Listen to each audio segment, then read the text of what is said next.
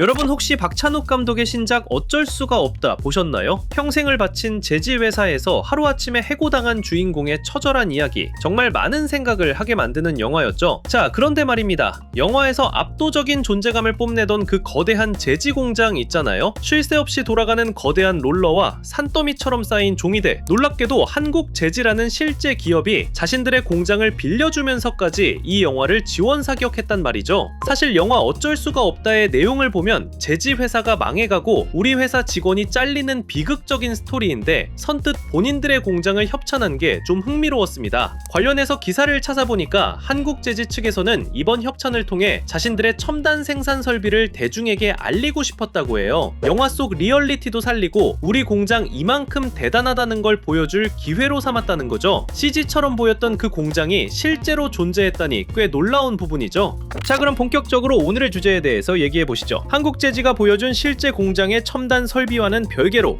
영화가 담고 있는 제지 산업의 몰락이라는 주제는 사실 우리에게 너무나 현실적으로 다가옵니다. 왜냐하면 우리 모두가 이미 피부로 느끼고 있거든요. 종이의 시대가 저물고 있다는 것을요. 마지막으로 종이신문을 돈 주고 사서 읽어본 게 언제신가요? 서점에서 종이책을 사서 마지막 페이지까지 넘겨본 건요. 아마 많은 분들이 글쎄 라며 고개를 갸웃하실 겁니다. 이제 우리는 지하철에서 신문 대신 유튜브 쇼츠나 릴스, 틱톡 화면을 넘기기 바쁘죠. 종이책도 새로운 MZ 트렌드라고는 하지만 전체적인 시장 규모를 보면 크게 축소된 것이 현실입니다. 카페에서는 종이 영수증 대신 스마트폰 메시지가 오고 회사에서도 클릭 한 번으로 전자결제를 올리시잖아요. 이외에도 대부분의 분야에서 이미 종이는 구식의 상징이 돼버렸습니다. 그리고 이 거대한 시대의 흐름은 제지 회사들에겐 그야말로 직격탄이 되었죠. 금융감독원 전자공시 시스템을 통해 앞서 언급한 한국제지의 2025년 상반기 성적표를 확인할 수 있었는데요. 결론부터 말씀드리면 2025년 상반기 전년 동기 대비 연결기준 매출액은 1.4% 감소, 영업이익은 73% 감소, 당기순이익은 38.8% 감소한 것으로 확인됐습니다. 전년 대비 매출은 큰 변화가 없지만 영업이익이 크게 감소한 상황이고요. 최근 3년치 주가 그래프를 봐도 최고점 대비 거의 절반 수준으로 떨어진 것을 볼 수 있습니다.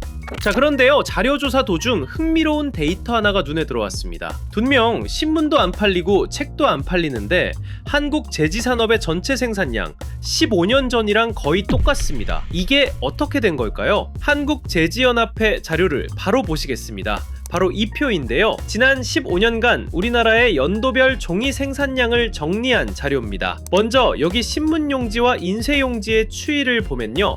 2009년 스마트폰이 막 보급되던 시절만 해도 신문용지 생산량은 146만 톤이 넘었습니다. 하지만 지금은 37만 톤으로 거의 4분의 1 토막이 났습니다. 우리가 인터넷 포털 뉴스를 보기 시작하면서 신문사들이 신문을 찍어낼 이유가 사라져버린 거죠. 그리고 인쇄용지 역시 마찬가지입니다. 320만 톤을 정점으로 서서히 하지만 분명하게 내리막길을 걷고 있습니다. 여기까지는 우리 모두가 이미 몸으로 충분히 느끼고 있는 부분이죠. 자, 그런데 여기서 흥미로운 단전이 하나 숨어 있습니다. 골판지 원지를 한번 보시겠어요? 2009년에 370만 톤 수준이던 생산량이 지금은 무려 560만 톤에 육박할 정도로 폭발적으로 성장했습니다. 이 골판지 원지가 바로 쿠팡, 마켓컬리나 여러분들이 시키는 수많은 쇼핑몰에서 오는 그 택배 상자를 만드는 종이입니다. 실제로 내수 데이터를 들여다봐도 국내 골판지 소비량은 지난 15년간 단 한 번도 멈추지 않고 꾸준히 성장해왔습니다. 우리의 소비 생활이 온라인 중심으로 바뀌면서 제지 산업의 가장 든든한 버팀목이 되어준 셈이죠.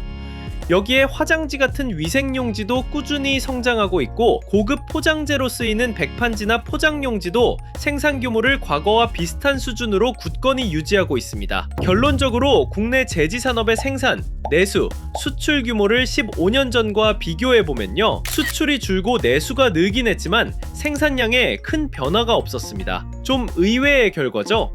내심 다행이라는 생각도 들고요. 그렇다면 국내 제지회사들은 앞으로의 생존을 위해 구체적으로 어떤 전략들을 내세우고 있을까요?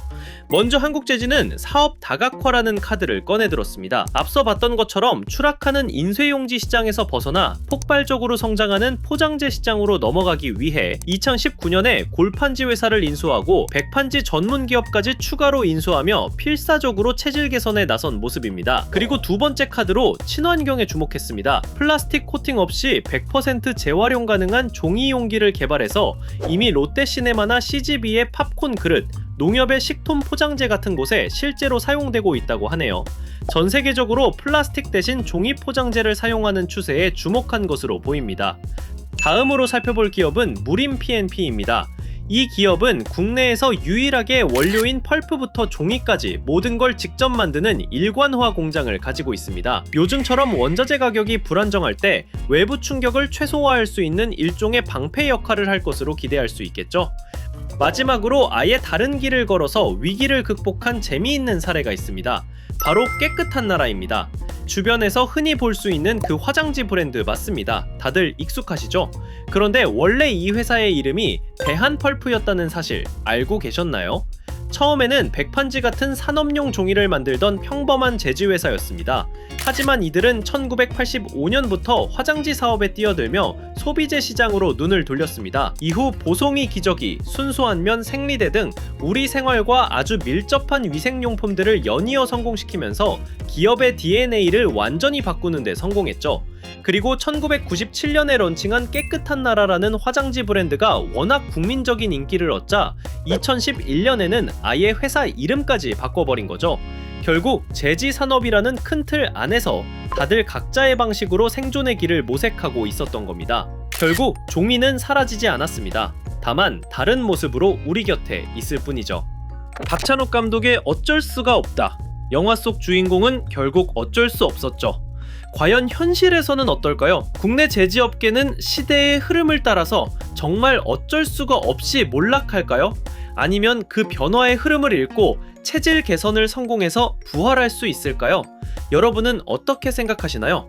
머니인사이드 5분 경제는 여기서 마치겠습니다. 안녕히 계세요.